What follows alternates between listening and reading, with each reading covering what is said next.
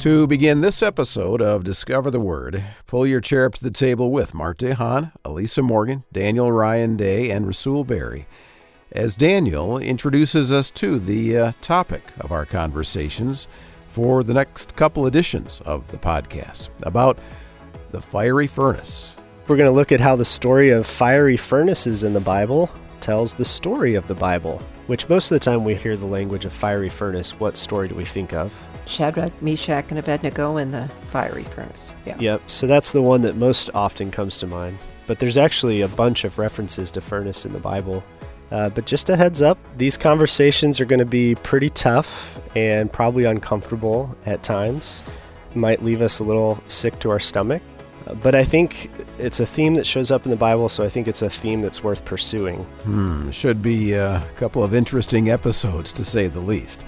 Lots of questions to work through, and I think we will arrive at some helpful perspectives as we explore the subject of the fiery furnace.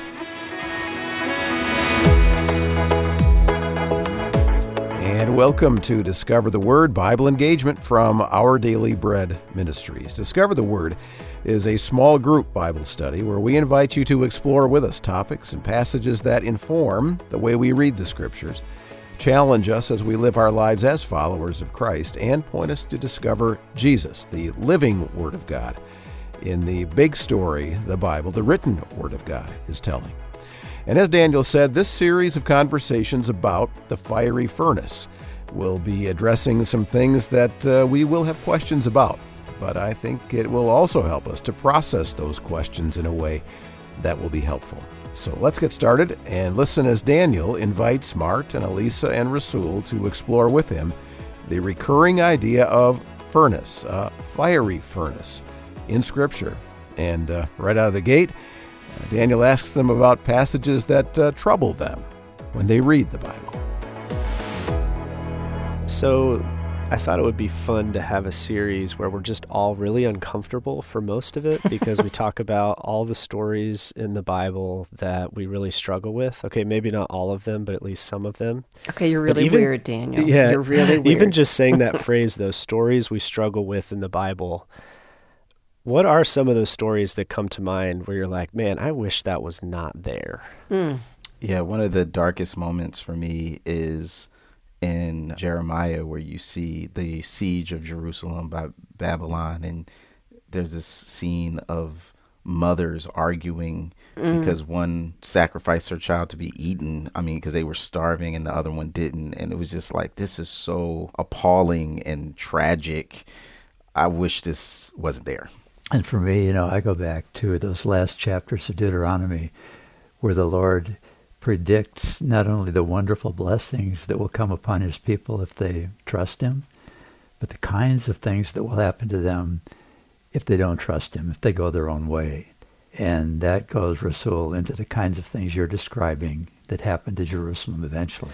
And for me, one of those stories is part of the inspiration for the whole theme of this series, the fiery furnace, which most of the time we hear the language of fiery furnace, what story do we think of? Shadrach, Meshach, and Abednego in the fiery furnace. Yeah. Yep, so that's the one that most often comes to mind. Yeah, but there's actually a bunch of references to furnace in the Bible. And the story that we see the word furnace show up early on in Genesis 19, is the story of Sodom and Gomorrah. And there are some parts of that story that I am sick to my stomach when I read that story. I don't know why it's there. I don't want it to be there. I struggle with how evil things were in Sodom. I struggle with how God responds. I struggle with Lot, especially in the story, and something he does in the story. It's just like everything about the story. I'm like, hey, can we just cross that out and move on? But it's there. And so one of the questions we have to ask with all of these stories and with all of the hard things that we run into in the Bible is why? Why is this there, Lord? And maybe that can be the only question sometimes. That's probably a good enough question sometimes. Just why is this there, Lord? And maybe we never get a clear answer. But sometimes digging in gives us a little help. And so I thought maybe for this series we could lean into language of furnace and see how following that theme through the Bible perhaps tells the story of the Bible. And just to kind of show that there's a theme there, I assigned some verses ahead of time for us to read. So Rasul, will you jump in and read Genesis 19, verses 27 through 29, which is the story I just alluded to? Yep. Abraham went early in the morning to the place where he had stood before the Lord. And he looked down towards Sodom and Gomorrah and towards all the land of the plain, and saw the smoke of the land going up like the smoke of a furnace. So it was that when God destroyed the cities of the plain, God remembered Abraham and sent Lot out of the midst of the overthrow, when he overthrew the cities in which Lot had settled. Yeah, so Abraham standing up there on a hill, looking down and seeing where these two cities were, it's now smoking like the smoke of a furnace. And we're going to spend a couple conversations talking about this story in particular, because that language of going up like the smoke of a furnace is going to be language that shows up in almost all the other stories about the furnace. It's like they're all hyperlinked back to this story to some extent. We're going to see that. But the next passage that I want us to see, Elisa, Exodus 19, verse 18, and listen for the word furnace in this story. Okay, this is Mount Sinai. So Yeah. Mount Sinai was covered with smoke because the Lord descended on it in fire. The smoke billowed up from it like smoke from a furnace, and the whole mountain trembled violently. So another reference to the idea of furnace. And then Psalm 12, verse 6. Mart, you got that one? Yeah, the Lord's promises are pure, like silver refined in a furnace, purified 7 times over. So we just saw 3 very different uses of the word furnace. One of them is in a horrible story where there's like a sense of judgment. Another one is God showing up to make promises to his people and to build a relationship with them. And then another one is in the Psalms describing God's promises as promises that are refined in a furnace. And then Revelation chapter 1, verses 12 through 18. This is describing the Son of Man who is the Lamb, right? The tone of Revelation, the whole point of Revelation is to reveal the Lamb who is Jesus. And this is how he's described. Then I turned to see whose voice it was that spoke to me. And on turning, I saw 7 golden lampstands, and in the midst of the lampstands, I saw one like the Son of Man, clothed with a long robe and with a golden sash across his chest. His head and his hair were white as wool, white as snow. His eyes were like a flame of fire. His feet were like burnished bronze, refined as in a furnace. And his voice was like the sound of many waters. In his right hand he held 7 stars, and from his mouth came a sharp 2-edged sword, and his face was like the sun shining with full force. When I saw him, I fell at his feet as though dead, but he placed his right hand on me, saying, "Do not be afraid. I am the first and the last, and the living one. I was dead, and see, I am alive forever and ever, and I have the keys of death and Hades." And so we see Jesus himself as someone who's gone through a furnace, and as a result of going through the furnace is brilliant to look at, is purified in some way, which should make us scratch our heads a little bit, because we're like, what did Jesus need to be purified from or whatever, which we can get to that in the last conversation. But this idea that Jesus himself went through some kind of furnace experience, and as a result, we are invited not to be afraid because he holds the keys to death and to Hades. How does kind of the story of Jesus and some of those experiences shape how we then look through the scriptures? You know, what strikes me is that when you're asking, are there stories in the Bible that are just so horrible you wish they could never be there? There's a sense in which I feel like if we could look from outer space, if we could shed our earthly bodies and humanity and just look at what happened on the cross, that should probably be the worst thing that ever happened, to think that those created by God turned around and hated him so much that they demanded that their God be crucified, and they did it unwittingly. I think it's beyond what any of us can begin to really understand. Both the wonder of how horrible it was and the wonder of how good it was in terms of what it revealed about our God. I think of 2 things. I think it's important to acknowledge that for many people, listening and recalling these passages, they're not just looking at it through the lens of just reading it in the text for the first time, but oftentimes these texts have been misused and in ways that have been harmful or that have justified all sorts of bad ways of thinking about God or the human condition. So that's one part. And that's why I think a conversation like this is so important. But then the other part is the reality that for many people who have experienced family traumas or things like that, or personal ones, oftentimes the goal of perpetrators is to silence them and to not actually bring to light, the horrific things that have happened. And I see a good contrast in the fact that God is not like that, that he wants to validate the human experience. And even when that involves the darkness of suffering, that is worth not overlooking or keeping secret, but is worth examining, exploring, and also finding the threads of light and hope that are even in the darkest moments. And Mart, I really appreciate what you said about the cross. I almost said when you asked that question, Daniel, have you ever read a book and kept going back to the last chapter to see if it would end differently because it was so tragic? Yeah. I was thinking about that with the story of the cross, what would have happened and then what would have happened. But what we're bringing up here is how God redeems tragedy. We're bringing up his just judgment, but also his merciful refinement, both of these two things. Where I stub my toe, and I'm sure we'll get into this, there's a lot of furnace moments on this planet that I don't see much redeemed from. I think about the Holocaust and its utter evil. I think about lynchings and the KKK fires.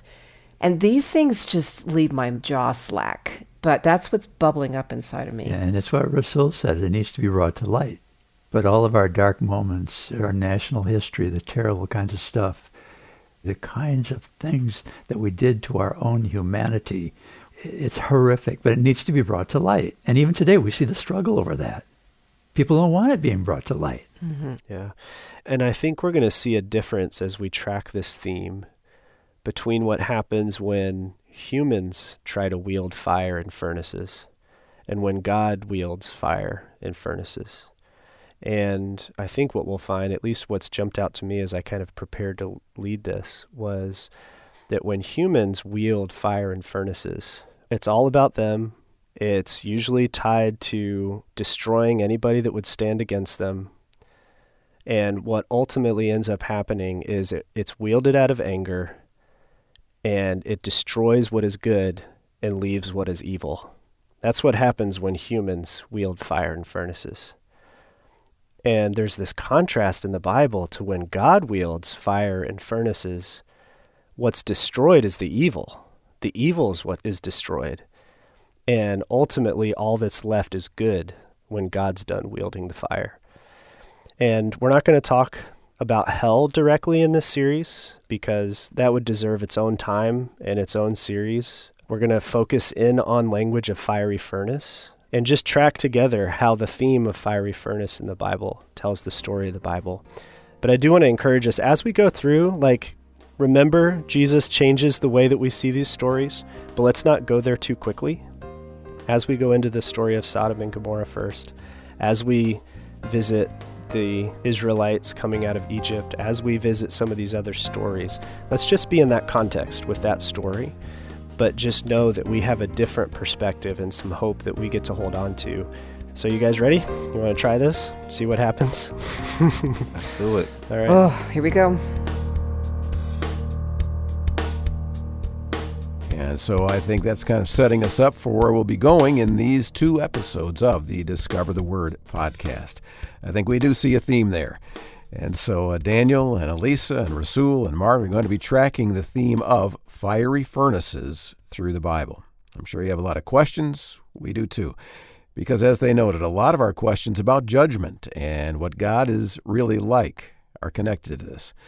So that's why we'll need to give this some time because, Discover is part of our name. And so Join us on this journey as we open up things about how the fiery furnace contributes to how the story of the Bible is told. I do think we'll be surprised by how often it appears. And so let's start with one that you may not have even realized was a furnace story. And it's the one that Daniel said raises all sorts of questions for him and for so many of us. It's the story of how evil Sodom and Gomorrah had become, which is terribly uncomfortable. But then how God responds, and the role of fire and furnace, that can make us squirm too. So I think we're going to have to take a couple of segments to focus on furnace story number 1, Sodom and Gomorrah. Just a heads up, these conversations are going to be pretty tough and probably uncomfortable at times. But I think it's a theme that shows up in the Bible, so I think it's a theme that's worth pursuing. And it's interesting to me because it shows up a bunch of different places, which surprised me. But it shows up really early in the book of Genesis, which is where we're going to start this conversation. And we're going to find out that term furnace in our English Bibles, actually there's several different Hebrew words that are being used, but they actually each come with kind of a different picture. And so we'll see that as well. In fact, that's a good place to start with the Genesis passage. And I kind of want to just ask a question to set this up. Have any of you made pottery before? Okay. Yes. I would say I tried. Try. There you go. So what's the process of making pottery? You get a big blob of clay and you work it and you knead it and you try and shape it into something. But then the big thing is you fire it in a kiln. Yeah. And what does that kiln usually look like? Or have you seen one before? Yeah. It looks like one of those big green egg, what do you call them? The big green egg? The big green like eggs, yeah.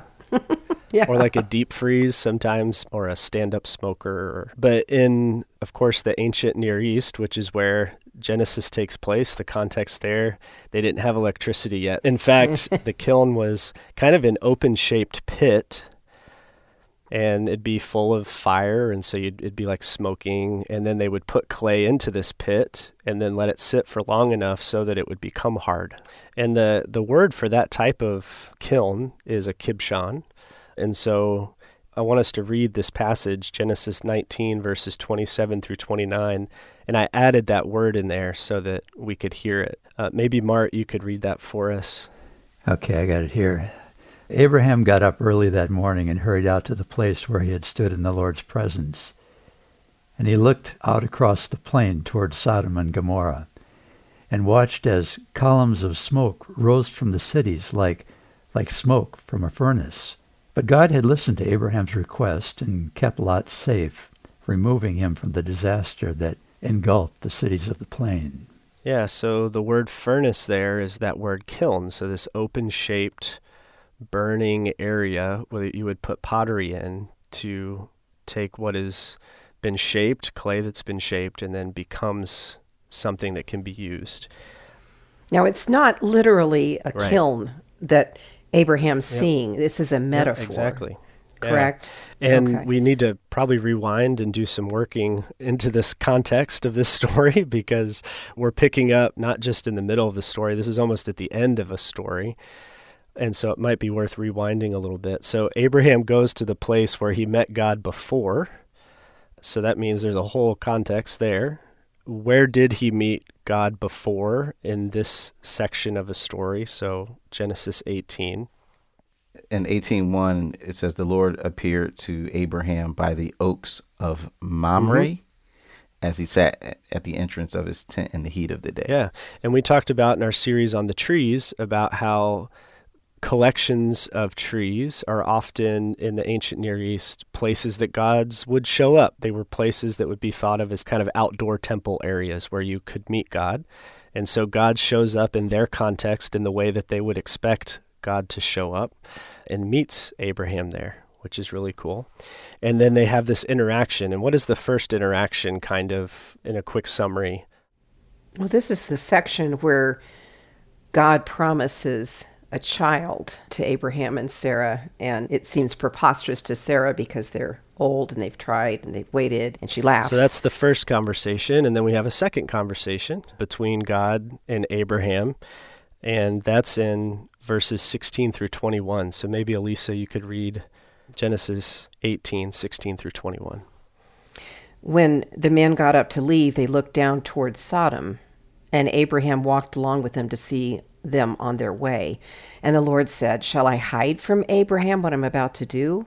Abraham will surely become a great and powerful nation, and all nations on earth will be blessed through him. For I've chosen him, so that he will direct his children and his household after him to keep the way of the Lord by doing what is right and just, so that the Lord will bring about for Abraham what he has promised him."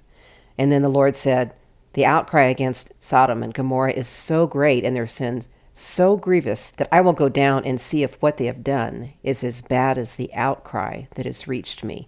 If not, I will know." Yeah, so there's, first of all, two kind of funny things that show up in this story to me.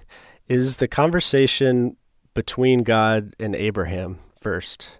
Who's God talking to? Yeah, Himself. He's kind of having looks like this out loud conversation to himself that Abraham overhears, which is kind of funny. Should I hide my plan? Okay, right, yeah.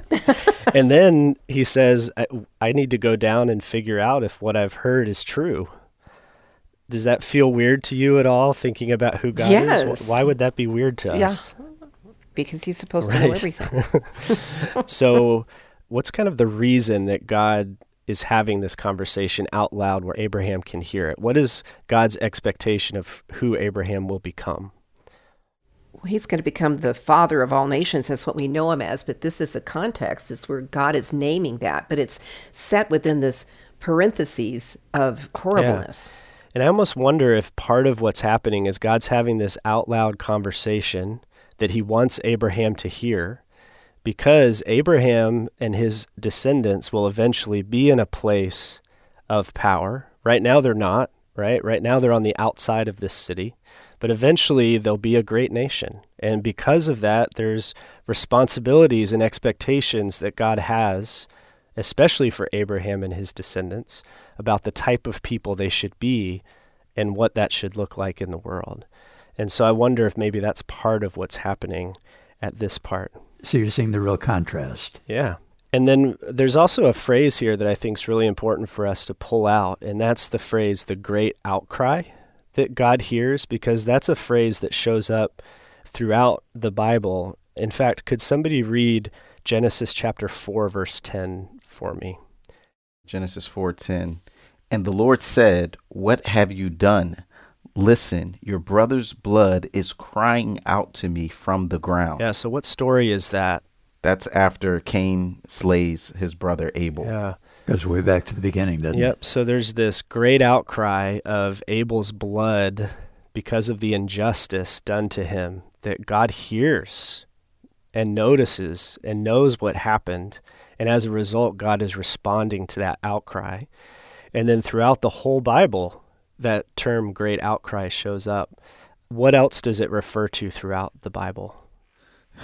I think about in Exodus when the motivation for God revealing himself to Moses is that I've heard the outcry of my people because of their oppression in Egypt. And I don't want to jump ahead, but what's popping to me is, we were saying, why in the world is God talking out loud? Doesn't he know everything? And why is he asking these questions?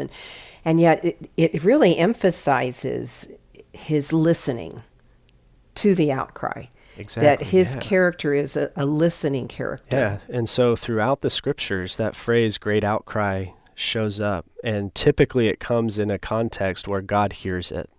And the outcry that he's hearing is typically great oppression or brokenness or suffering or evil, people that are in need of divine rescue. And so early on, even in this story of a very hard story of Sodom and Gomorrah, we see that there's some kind of great outcry that's happening, and God is hearing that outcry. And it's hard for us to know exactly what the outcry is, but we can kind of fill in the blank of, the great outcry. We know what that's about because we see it throughout the rest of the scriptures. In fact, that's what I think Ezekiel was doing when he was reflecting back on the Sodom and Gomorrah story, because he kind of helps us see how in that story the great outcry was tied to oppression. And we see that in Ezekiel 16:49, if somebody could read that for us. Sure. Behold, this was the guilt of your sister, Sodom. She and her daughters had pride excess of food and prosperous ease, but did not aid the poor and needy. Yeah, and so we see that great outcry tied to the poor and needy. And we'll see that next time in our conversation as we continue looking at the story of Sodom and Gomorrah. But I think for this first one, I think it's important maybe just for us to end with what Elisa was really drawing out for us in these stories, which is that God is the type of God who hears a great outcry and responds, especially to those who are vulnerable and in need of divine rescue. And we'll definitely see that next time in a pretty uncomfortable story.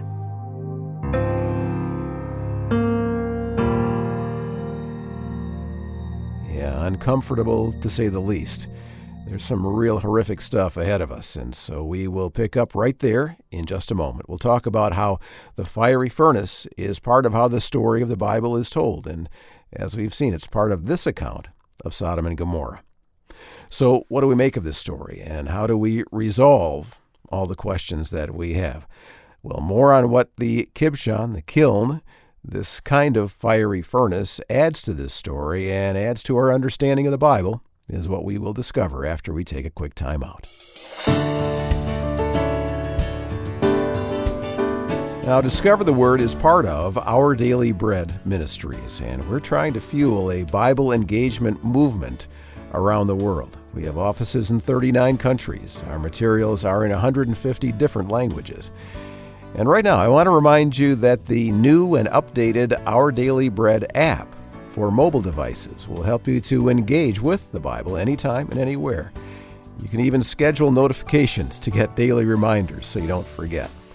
You can use this app to help you on a more regular basis have a time of daily devotions on your mobile device. Now, one of the main features of the app is a short daily devotion that can be read or listened to and includes insight and prayer to help you receive and reflect and respond to the scripture that article is based on. You can actually dig into more than 20 years of devotions on the app. That's pretty amazing. Recent devotions even include a shareable image that captures the theme written on a striking photo of God's creation. And there are a couple of audio products on the app, like the reading of the Our Daily Bread articles in the scripture, and a podcast done by our UK office called Evening Meditations. You should give that a listen. And soon, you'll be able to listen to Discover the Word on the app. I hope you will download our Daily Bread app from the App Store on your cell phone or tablet.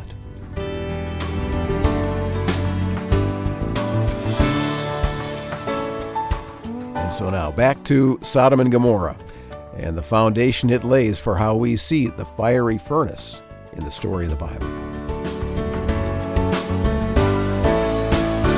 So I'd like to pick up in Genesis 19, verse 23. In our last conversation, we saw the word furnace show up at the end of the story that we're talking about right now, where Abraham looks down in a valley and he sees the valley burning and smoke rising up out of it as out of a furnace. And we talked about the Hebrew word there is kibshan, or a kiln, where pottery would be hardened once it's formed. Abraham's not literally looking into a kiln. He's looking into a valley, but it's like a metaphor to him of, oh, this looks just like kilns that I've seen that are smoking. And so that's where we're going. We're going to end up there in this conversation. But we're still kind of laying the groundwork for how we get to that moment of Abraham looking out over this valley and seeing the smoke. So we're going to pick up in Genesis 18, verse 23, and this is right after God has had a conversation with himself about what they should do about this great outcry that we talked about in our last conversation, and Abraham steps into the conversation here in verse 23. So, Elisa, could you read that for us? Mm-hmm. And then Abraham approached him and said, "Will you sweep away the righteous with the wicked?" Yeah, so what's Abraham asking God here? So God just said, man, Sodom and Gomorrah, there's a lot of evil happening. I've heard this great outcry from those who are being oppressed. I think it's time for this city to come to an end. And what's Abraham asking God? Is everybody going to be destroyed, even those who have been righteous? He knows some good people in the city, and he becomes concerned for them. Yeah.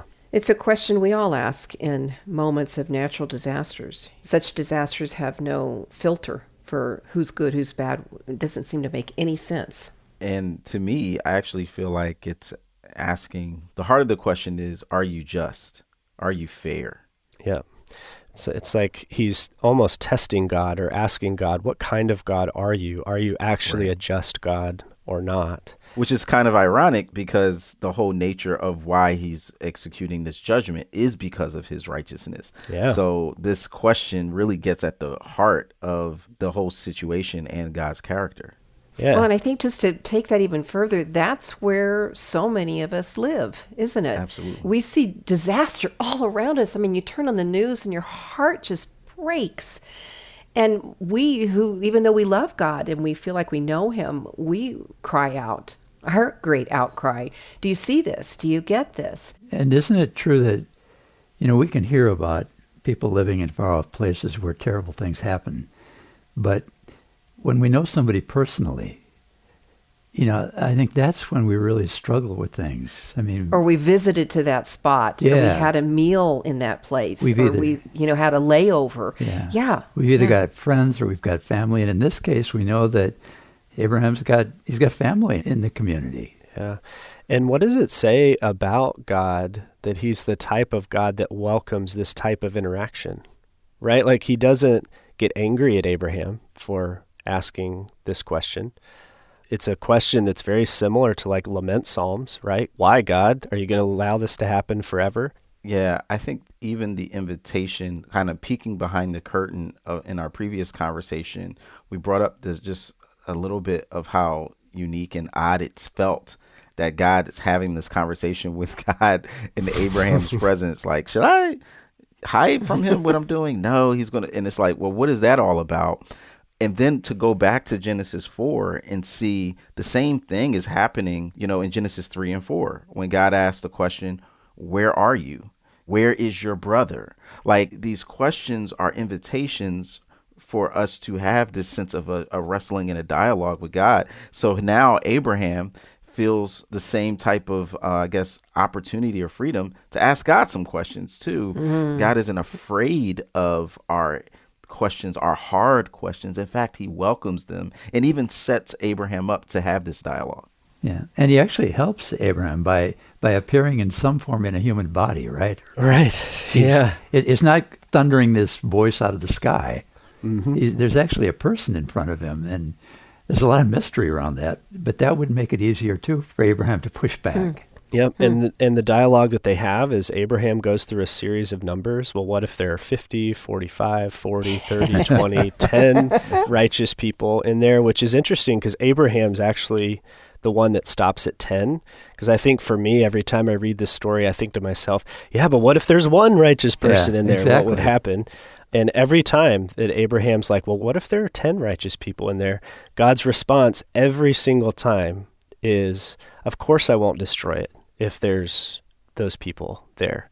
And so God meets Abraham in not just the questions, but then is reinforcing over and over again that he is a God of justice, and that Abraham's questioning and conversation with God is what helps us see God's heart there, which is that he is a God who desires mercy. He is a God that wants to show compassion, but he's also a God of justice. And so that's what we see starting to build in the story. So God leaves, he goes down to Sodom and Gomorrah, and what does God find? And we actually don't know for sure it was God because there's these two people that are with God, and they could be like angelic messengers, but he could be sending them down to then come back and report to him what's happening. But so God sends them down or goes himself. What's going on down there? Is it good? No. In fact, you could say that it's probably even worse. I mean, to send, these two angelic beings to, they arrive in Sodom in the evening to see if the outcry is as bad as the situation is. And what ends up happening is they themselves, the investigators, find themselves in danger as the people of the town, the men of the town, it says, surrounds them and wants to force themselves on these angelic beings at Lot's house. And so they end up becoming in danger as they are trying to explore, are other people in danger? And we're talking about some kind of even sexual violence, aren't we? I mean, it's really bad. Yeah.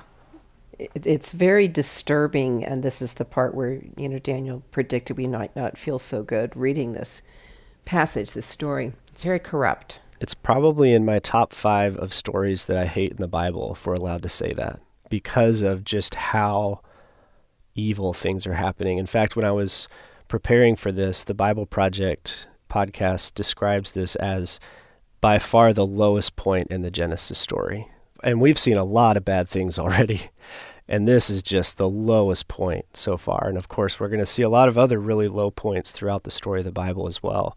But this one is just so bad. It's really a mob acting like animals, aren't they? Yeah. And women specifically are very much in danger.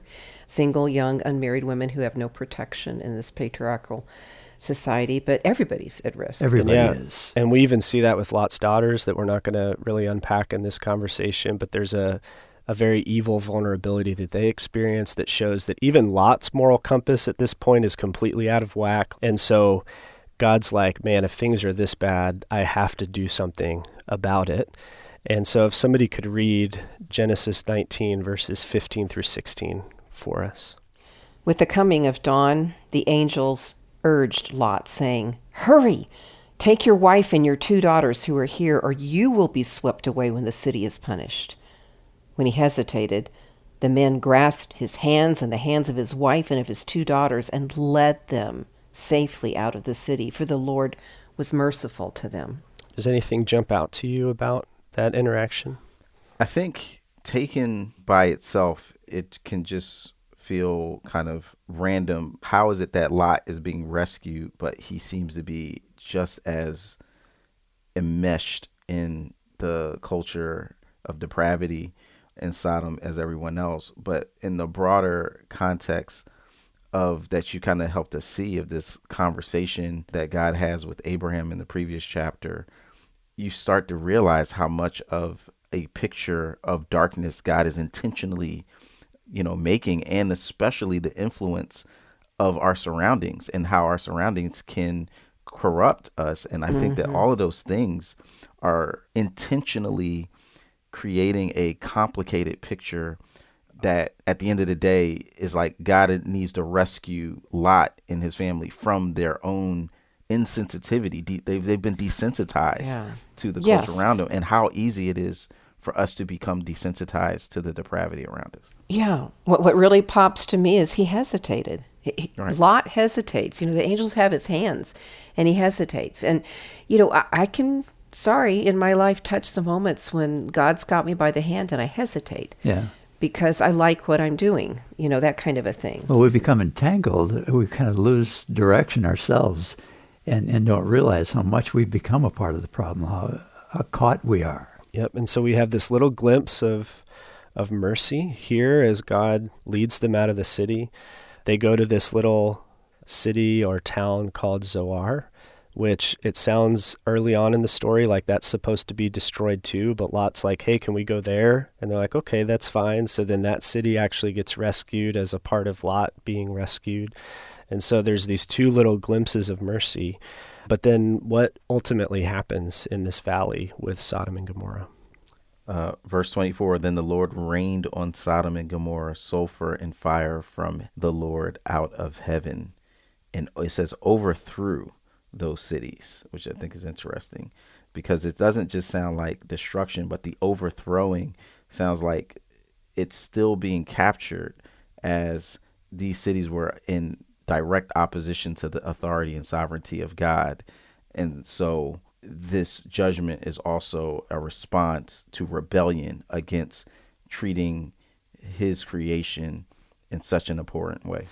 And that brings us all the way back to Abraham, who's up on the hill looking out over the valley and sees it smoking. And the idea is this complete wipeout of not just the cities, but even the things that grow on the ground, because evil had just so permeated all of this land, the city, everything about it. And so it's like a wiping clean, a do-over, a starting over, almost like another flood story in Genesis. Of kind of, we need to reset things because of how bad things are, because God is a God who has to deal with injustice. He can't just sit by and let people be abused and gang raped sexually, right? Like those are the types of things that God has to deal with. He can't just sit by and let that happen. And yet what's really fascinating about this story is, remember how we mentioned Ezekiel in our last conversation? Ezekiel suggests that there's actually going to be some kind of mercy that Sodom also experiences, which I think is really important for us to see. In Ezekiel 16, verses 53 through 58, listen to some of this language. I will restore their fortunes, the fortunes of Sodom and her daughters, and the fortunes of Samaria and her daughters, and I will restore your own fortunes along with theirs. Verse 55, as for your sisters, Sodom and her daughters shall return to their former state. Verses 56 through 57, the beginning of 57. Was not your sister Sodom a byword in your mouth in the day of your pride before your wickedness was uncovered? And I think that really jumps out to me because God's talking to Jerusalem there. And he's like, do you remember when you used to talk about Sodom as if they were so evil and you had it all together? Well, you might not be as great as you think you are. In fact, all of us have Sodom and Gomorrah in us. And that's kind of the implication there in that passage. And so even with Sodom and Gomorrah, even in the place of like, we got to completely wipe this out and start over, even there's a sense in which God is a God of mercy who uses something like judgment to then on the other side of judgment create something good or something purified or something better.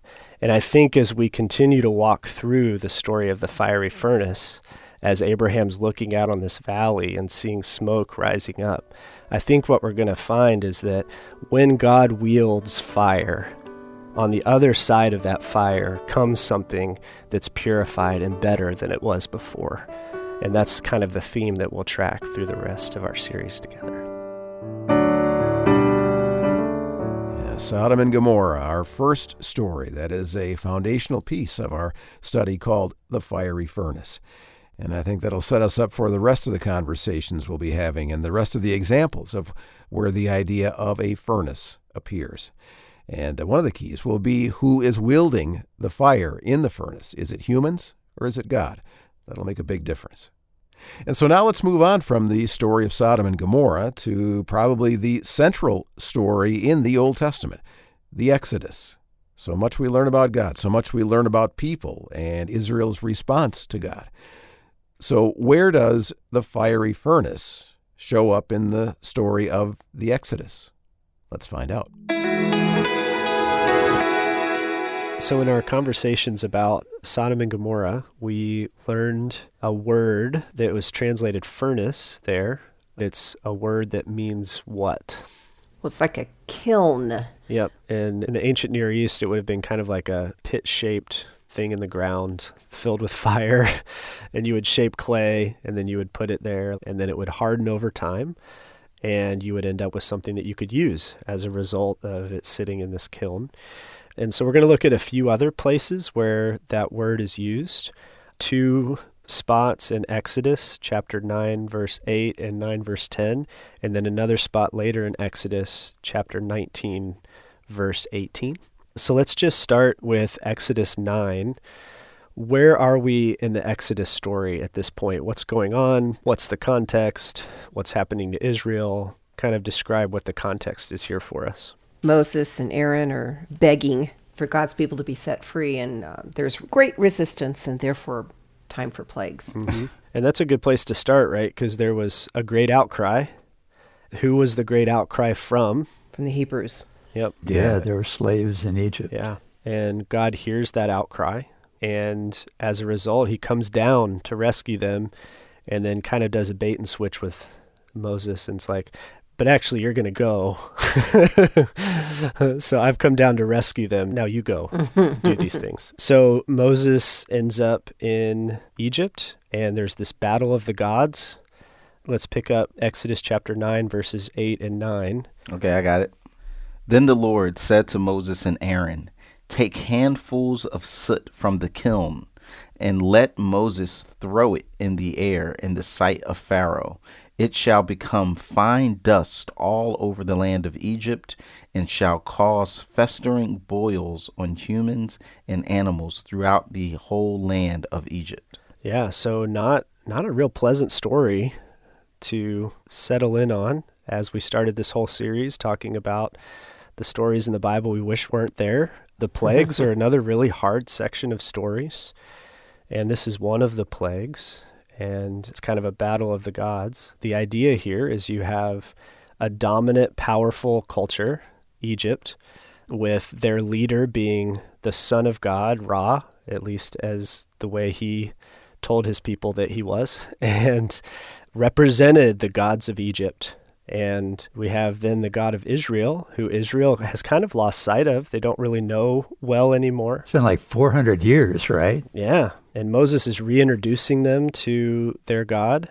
And so it makes sense that there's some kind of conflict between, well, which gods are going to win? And that's very typical for the ancient Near East, where if you defeated a people group, it was, well, your God must have been stronger than our God, or vice versa. And so that's what we see happening here. And Moses and Aaron, what do? They take handfuls of soot from what? You use the word kiln, or what's the Hebrew word? Yeah, kibshan. Yep. Kibshan was close. Yeah, so the same word from the Sodom and Gomorrah story that's translated furnace. And so this idea of taking soot from the kiln. Now, I thought this was pretty important to this story because this is where limestone becomes mortar. And what is mortar used for? To make bricks. To make bricks, and then to do what with the bricks? To put them together and hold them together. Yeah. Who is the group of people that is being forced to make bricks and to build things with bricks, including probably this kiln? It would be it's the Hebrew Hebrews. slaves. Yeah. So he's using the very thing that they've been commanded to make to become a plague upon the enemies. Yeah. And so what happens as a result of this? Does Pharaoh, oh, I hate these boils. All right, let's let them go. No, it continues. The slaves are still slaves. Yep. And so that's where the end for us, we're going to stop there because that's where the furnace language goes away. It doesn't show up again until Exodus 19. Now, what happens between Exodus 9 and Exodus 19? Well, they do finally have the Exodus. Yep. So they do finally escape and cross the sea in that miracle. Yeah, and this is pretty interesting. Mart, would you read Deuteronomy 4:20 for us? This is how that time period is described, taking Israel out of Egypt and bringing them to a new land. Deuteronomy 4:20. All right, it says, "Remember that the Lord rescued you from the iron smelting furnace of Egypt in order to make you his very own people and his special possession, which is what you are today." Yeah, isn't that interesting? So even the description of being brought out of slavery is bringing them out of the furnace to make them his people. And we really see this jump out in Exodus chapter 19, verse 18. Elisa, you could read that for us. Sure. Mount Sinai was covered with smoke because the Lord descended on it in fire. The smoke billowed up from it like smoke from a furnace, and the whole mountain trembled violently. So what's happening at Mount Sinai? This is where the law is being given, where God's revealing himself to Moses. And it's almost like this is his appearance. This is how he comes. So did you catch that language too? The smoke went up like the smoke of a furnace or a smoke of a kiln. That's almost verbatim from what story that we already looked at? Sodom and Gomorrah. That's how it Sodom describes what Abraham sees when he sees the burning. Yeah. So there's some sense in which when that language of smoke and fire is being described in the Bible, that it's referring to God showing up in some way. So there's something about God, and I think later we'll see language of like consuming fire is one of the names we think of when we think of God. So there's something about God when he shows up that it's big, it's powerful, it's noticeable, you're not going to miss it. So what's happening in the Mount Sinai story? So he gives the law, but ultimately what's happening for the people? What are they transitioning from and to? They're being transitioned from a land of many gods into a process of following one God, one true God. And Mart, we talked earlier about they didn't really know Yahweh anymore because it had been 400 years. There was kind of a lost sense of who is God really. They probably really struggled with the fact that it felt like the Egyptian gods were stronger than their God for a long time because they were oppressed and they were in slavery. And so coming out of that, God's reintroducing himself to his people, but he's also inviting them into this relationship with him. And he invites them into this relationship by consuming a whole mountain in fire like a furnace and showing up in a very real and tangible way. There's also this sense in which the people themselves are set apart as a special kind of people in the world. What jumps out to you about that? The covenant promise that God made with Abraham, it's been generations now, and how it's coming forward. And I'm thinking, too, just about the verse that you had Mart read, I think, from Deuteronomy. It's also in Exodus 19, if you obey me fully and keep my covenant, this is verse 5, then out of all nations you'll be my treasured possession. Yeah, so they're being invited into relationship. They're becoming his treasured possession. It's kind of like we're going all the way back to the beginning of Genesis, where God created humans and said, you're going to be my image in the world. And God's inviting Israel to be his image in the world, to be his set-apart people. And how do they respond to that invitation from God? And you can see it in verse 8 of chapter 19 if somebody just wants to read that.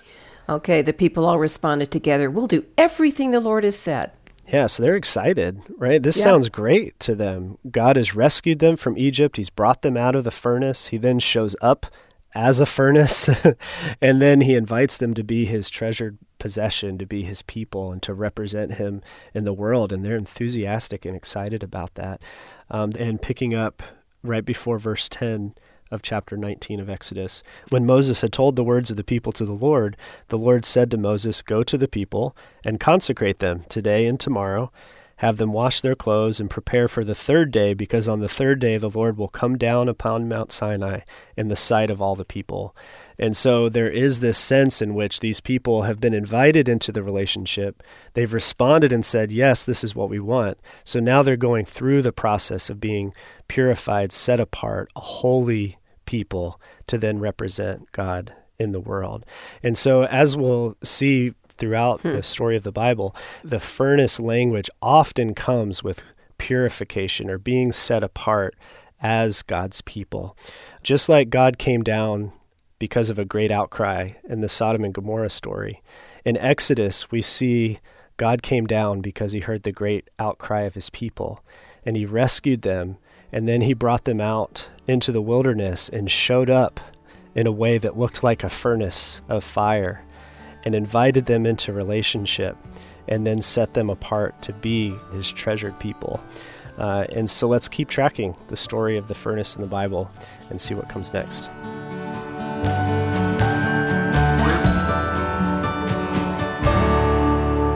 And so in this story in particular, that's part of the Exodus, we see that the fiery furnace is actually God, descending to build a relationship with his people and to commission them to be his representatives of love and justice in the world. And so how did they do with that? How are we doing with that? That's another challenging part of the conversation in our study called The Fiery Furnace. Well, to close out the first part of this series, we get a little bit of a break, kind of, from the difficult, question-inducing ways the fiery furnace appears in Scripture. It's a way of using the idea of a furnace that I think you'll find encouraging and motivating, especially if you're in a spot right now where you're experiencing a lot of adversity. Are you at a point where you're asking why? Why so many difficulties in life? Does it have to be this hard? Well, you won't want to miss the way part 1 of our study called The Fiery Furnace concludes. And we really do consider you to be an important part of these conversations on Discover the Word. As part of Our Daily Bread Ministries, Discover the Word is one aspect of a mission to fuel a Bible engagement movement around the world. We are a global, nonprofit, donor-supported organization committed to making the Bible a part of everyday life. And you can help us make the life-changing story and wisdom of the Bible come alive for people around the world by partnering with us financially. Through audio conversations like this, as well as our app and a variety of other resources, literally millions of people are being encouraged to live out their relationship with Jesus. And it's your partnership that keeps us going. Please go to discovertheword.org and click the Donate button at the top of the page and explore how to give. Well, we can kind of take a little bit of a deep breath and relax for at least this conversation, because so much of the beginning of this series was talking about stories that we wish weren't in the Bible. But in this particular one, we get to look at some verses that are actually pretty encouraging and mention the word furnace. So we're going to look at a few different ones. Let's start with Psalm 12, verse 6. And maybe, Mart, you could read that for us. Okay. The Lord's promises are pure, like silver refined in a furnace, purified 7 times over. What's interesting about this word for furnace is it actually only is used once in the Hebrew Bible, but there's another word that's very similar to this one. And the idea, you know how in the first furnace that we've talked about is a kibshan or a kiln? This one is a crucible. And so have you ever seen a movie where like a sword or something is being made? And what's kind of the process as it relates to fire of seeing the sword or the axe or whatever being made? I kind of recall them melting the metal down into this like super hot bowl type thing, and then it gets poured into a mold into the shape of the sword, and then you see the blacksmith banging the sword and then using some type of finish to put it in cold water to polish it, cool it off and stuff. Yes, there's kind of a couple steps. One is a refining of the metals itself. So they're burning the metals so that all of the things that would make the silver or iron or bronze or whatever weak comes out and they can get rid of it. And then they also keep heating it up so they can keep shaping it into something good. And so that's the idea of a crucible. A crucible is a place where there's really intense heat, and it's both a refining and a smelting. So a getting rid of all the bad things, but also a shaping that happens. So what do we make of God's promises being described as promises that have gone through a crucible? What kind of jumps out to you? Well, it's interesting, and I want to get this out at the front here. When I hear the word crucible, I think about high school lit, and I think about a play by Arthur Miller called The Crucible. And it was a story of the Salem witch trials. It was just, really hard. So when I think of crucible, I think of hard. I think of an environment that is painful. Because it's intense heat and it's pressure, Okay. right? Like those are two of the things that come together in a crucible. Okay. And so it makes total sense that throughout history, people have used the idea of a crucible as something to describe pain and suffering as well. Yes. But what's being described here, though, that's very different from that? Here in Psalm 12, verse 6, it's really comparing the promises of God to silver that has gone through the process of being in a furnace. That notion of the purity is a reflection of how pure God's promises are. Yeah, absolutely. And what is the promise in particular that is being referred to here? We picked up in verse 6. Maybe, Rasul, you could read verse 5 for us. And this will kind of tie into what Elisa was just talking about pain and suffering being described in crucible terms as well. But these are the promises that God makes before the psalmist says God's promises are like silver refined in a furnace. So go ahead and read chapter 12, verse 5 for us. Because the poor are despoiled, because the needy groan, I will now rise up, says the Lord. I will place them in the safety for which they long. Yeah. How does that relate to everything we've talked about already? What do you see there? I love this concept that God's fire is always about judging evil and protecting his purposes and his people. Mm-hmm.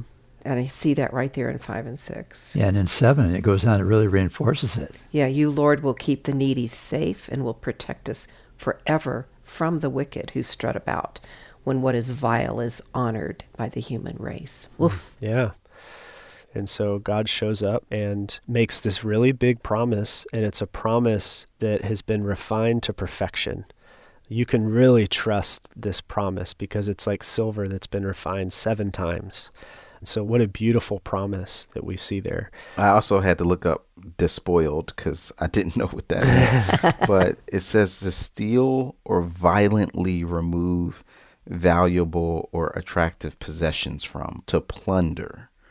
So there's this aspect almost like of just being burglarized, right? Of someone, a bandit just forcefully taking things from you. But then it's like, because that happens, the second part, because the needy groan, and that groan reminds me of the cries that we talked about, the outcry that goes back into the previous conversations we've had. And there's something beautiful about those realities that cause God to move and to act.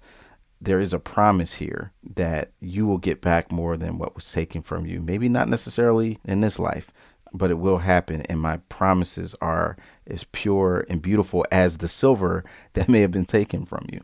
Yeah, it's very hopeful because God's promises are perfect promises that are just like silver refined in a furnace 7 times, which is such a beautiful thing. So that's one idea about furnaces, that God's promises are pure. Another passage, let's move on to Proverbs chapter 17, verse 3, and listen for how furnace is used in this. This is a little different than what we just saw. Could someone read that for us? Proverbs 17, verse 3.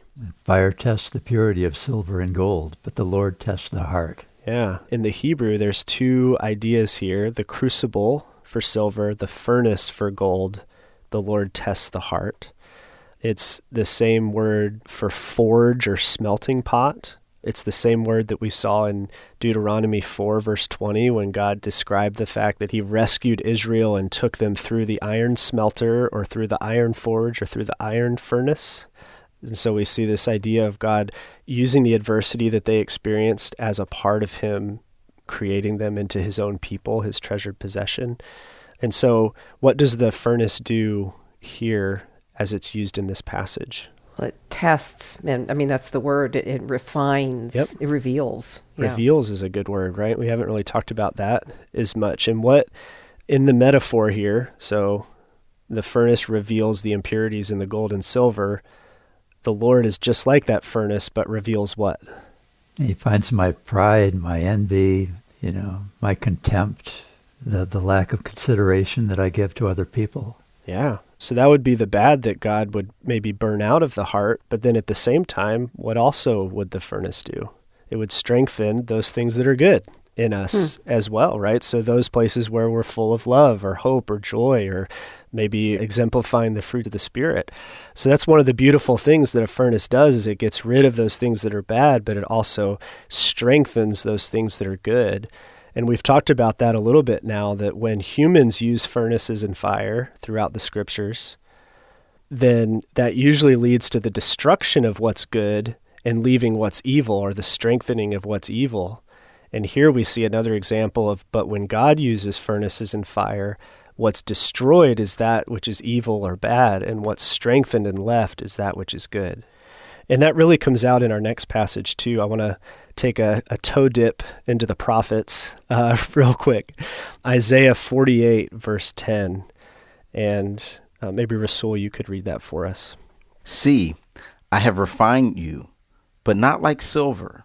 I have tested you in the furnace of adversity. Ooh, that feels pretty relatable in some ways. What effect does adversity have on us as people? I think it can have a purifying effect. It can actually do one of 2 things, right? It can actually make one more embittered, or it can make someone very seasoned and wise and really have a character that's been tested. And I think it was really good that you drew out the fact that adversity can have one of 2 effects, right? Because it could pull us away. But in this passage, what we see is adversity in the hands of God. And so that furnace of adversity, when it's in the hands of God, is something that's refining. And again, it brings out that which is good. And so throughout these examples of the furnace, we see when God wields the furnace and the fire, that which is good is that which is left. And it's not just left over, like, oh, it didn't get burned up. It's actually strengthened, which brings us back to where we started this conversation about God's promises. They're so pure. It's like silver refined to perfection. And so fire and furnaces throughout this conversation have represented that place of refining, of testing quality, and they symbolize kind of the life pressures that we can experience that either bring us to a good place or a not good place. But in the hands of God in particular, fire always destroys that which is bad and strengthens and draws out that which is good. And so really hold on to that as we continue to walk through the rest of this series together.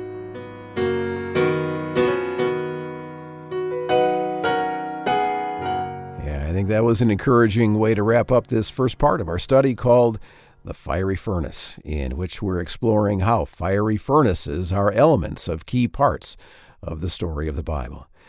And so if adversity is part of your life right now, and I think I'm pretty safe in saying that in some form it is, then this refining fire, this refining fiery furnace, is an image that gives us hope and purpose and in a lot of ways comfort as well.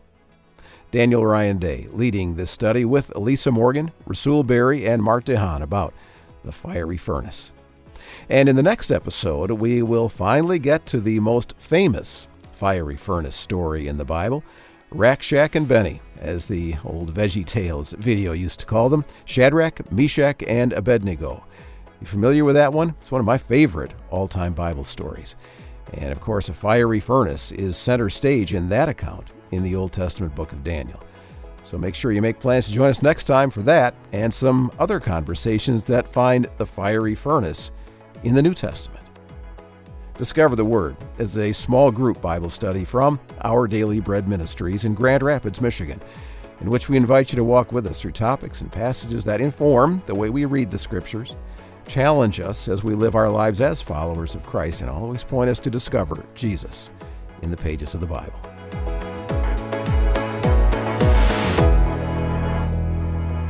Well, thanks for listening. I'm Brian Hettinga. Discover the Word is provided by Our Daily Bread Ministries.